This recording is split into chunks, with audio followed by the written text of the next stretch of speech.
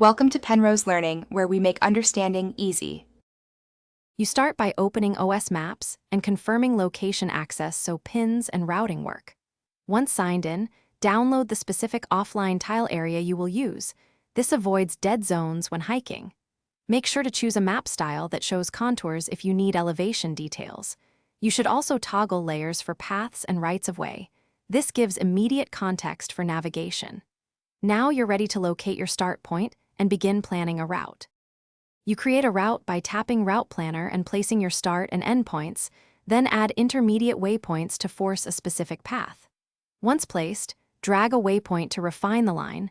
The map recalculates distance and elevation so you can gauge difficulty. Use the elevation profile to check steep sections and switch travel mode for pedestrian or bike routing. When satisfied, save the route to your library and export a GPX file if you want to import it into other devices or share with teammates. You begin navigation by tapping Start Guidance and following the on-screen directions. This gives ETA and keeps you on track with visible waypoints and elevation details. While moving, record a track so you capture exact distance and timestamps. Sync when you regain signal to preserve the log.